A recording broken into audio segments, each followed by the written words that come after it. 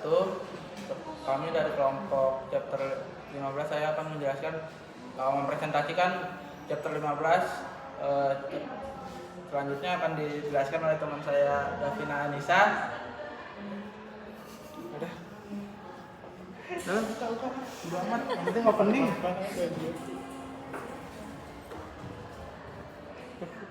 Baik, sebelumnya perkenalkan, nama saya Davina Anissa dengan NPM 257820007. Di sini saya akan menjelaskan 15 chapter modul 15.1 yaitu application, presentation, and session. 15.0 introduction. Bagian ini menjelaskan bahwa application layer adalah lapisan paling atas dalam model jaringan yang langsung berinteraksi dengan pengguna. Artinya, semua layanan yang kita pakai seperti browsing, email, atau chatting itu sebenarnya berjalan di layar ini. Jadi, layar ini menjadi jembatan atau user dan jaringan. 15.1 Application, Presentation, and Session.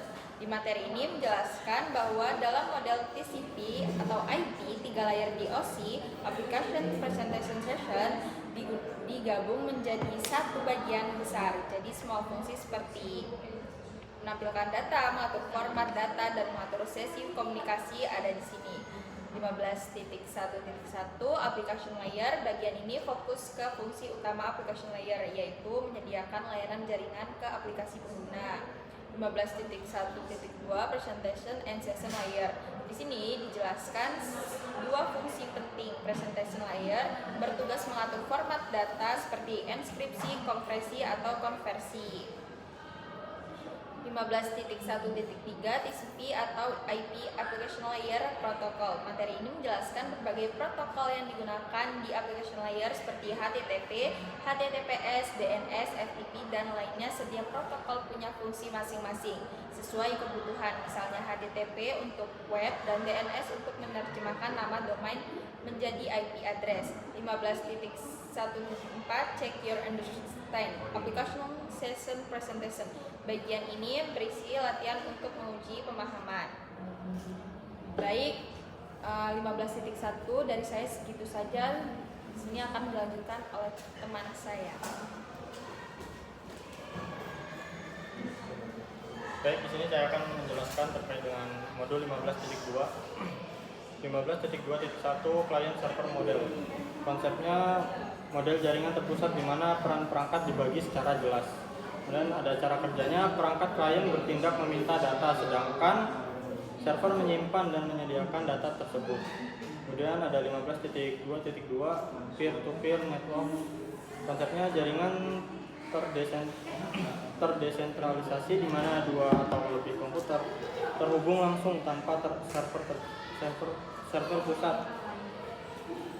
Cara kerjanya, setiap komputer peer memiliki hak setara, bisa berbagi file dan mengolah keamanannya sendiri.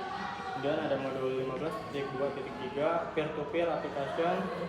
Konsepnya perangkat lunak yang memungkinkan satu komputer menjalankan dua peran sekaligus. Kemudian ada cara kerjanya, dalam satu sesi komunikasi perangkat bisa menjadi klien, mengunduh sekaligus server mengunggah secara bersamaan.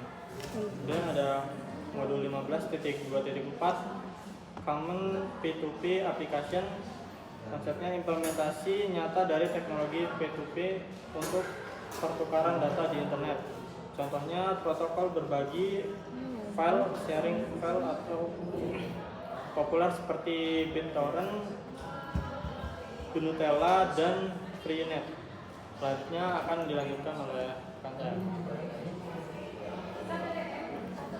Baik, di sini saya akan melanjutkan di 15.3 Web and Email Protocols. 15.3.1 Hypertext Transfer Protocol atau HTTP and Hypertext Markup Language HTML. HTTP adalah protokol yang digunakan untuk mengirimkan halaman web dari web server ke web browser. Saat pengguna memasukkan alamat website, browser akan mengirimkan HTTP request ke server. Kemudian server memberikan HTTP response berupa halaman web. HTML adalah bahasa markup yang digunakan untuk membuat struktur halaman web. HTML menentukan tampilan elemen seperti judul, paragraf, gambar, tabel, tombol, dan tautan atau link. Browser memiliki kode HTML, kemudian menampilkannya sebagai halaman web yang dapat digunakan oleh pengguna. Lalu 15.3.2 HTTP and HTTPS. HTTP mengirimkan data tanpa proses enkripsi sehingga data dapat disadap oleh pihak lain. Lalu HTTPS adalah versi HTTPS yang menggunakan SSL atau TLS untuk mengenkripsi data. Dengan HTTPS, informasi seperti username, password, dan data pribadi menjadi lebih aman saat dikirim melalui internet. Lalu website yang menggunakan HTTPS biasanya ditandai dengan ikon gembok pada browser. Jadi perbedaan HTTP dan HTTPS ini yaitu HTTP tidak terenskripsi, keamanan rendah, port 80, cocok untuk informasi umum. HTTPS, data terenkripsi, keamanan tinggi, port 443, cocok untuk transaksi dan login. Lalu 15.3.3 email protokol. Email membutuhkan beberapa protokol agar proses pengiriman dan penerimaan pesan dapat berjalan dengan baik. Protokol email bekerja sama antara mail client, misalnya Outlook atau Gmail, dan mail server. Setiap protokol memiliki fungsi yang berbeda, seperti mengirim email atau mengambil email dari server. Fungsi utama protokol email ini yaitu yang pertama, mengirim email, menerima email, menyimpan dan mengelola email pada server. Lalu 15.3.4 SMTP, POP, dan IMAP. SMTP digunakan untuk mengirim email dari pengguna ke mail server serta antar mail server. SMTP hanya menangani proses pengiriman, bukan penerimaan email. Lalu POP digunakan untuk mengambil email dari server ke perangkat pengguna. Setelah diunduh, email biasanya dihapus dari server sehingga hanya tersedia pada perangkat tersebut. Cocok jika email hanya diakses dari satu perangkat. Lalu ada IMAP digunakan untuk mengakses email tanpa harus menghapusnya dari server. Semua email tetap tersimpan di server sehingga dapat diakses dari berbagai perangkat. Perubahan pada satu perangkat akan otomatis tersinkronisasi ke perangkat lainnya. Perbandingan SMTP, POP3 dan IMAP yaitu untuk SMTP berfungsi mengirim email, POP3 berfungsi mengunduh email ke perangkat, IMAP mengakses dan menyinkronkan email di server. Mungkin cukup sekian, akan melanjutkan oleh rekan saya.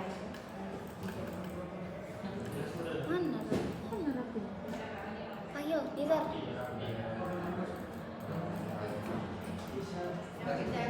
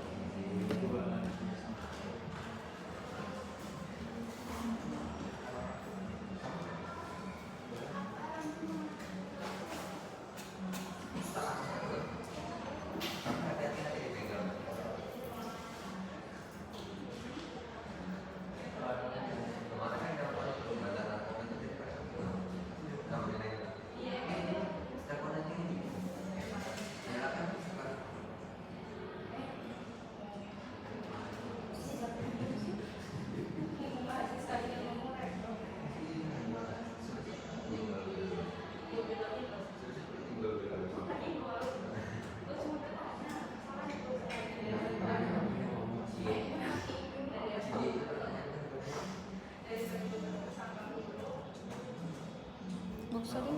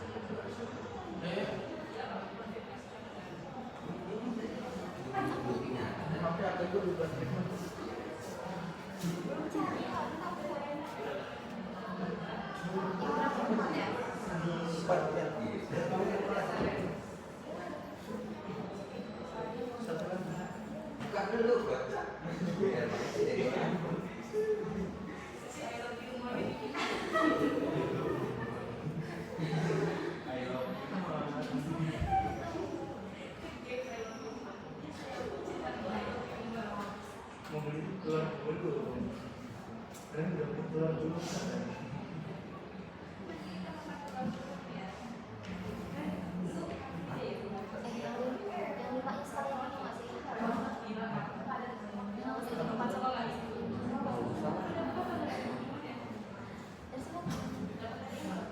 Selanjutnya saya akan menjelaskan 15.4 yaitu IP Addressing Service, yaitu pertama adalah 15.4.1 Domain Name System atau DNS. DNS adalah layanan yang menerjemahkan nama domain, misalnya www.google.com menjadi alamat IP agar perangkat dapat menemukan server tujuan.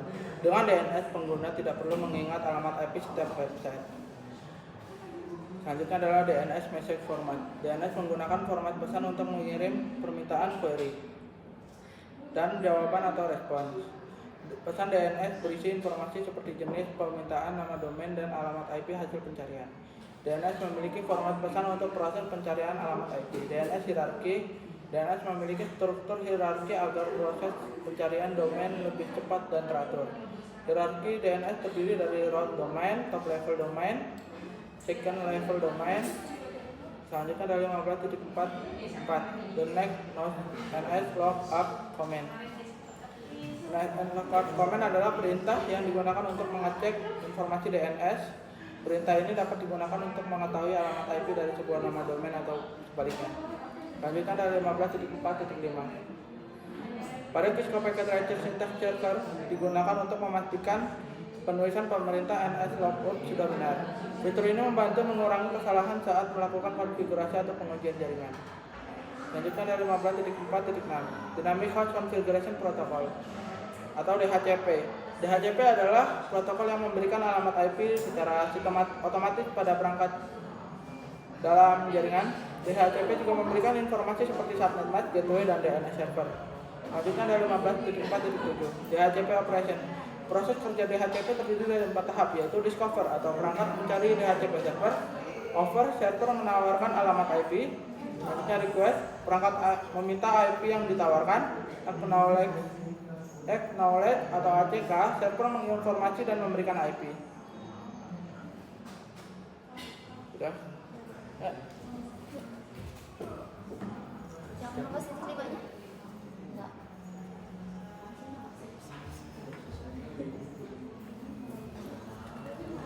Sekian presentasi dari kami. Saya mohon maaf bila ada salah perbuatan atau perkataan. Saya akhiri. Wassalamualaikum warahmatullahi wabarakatuh.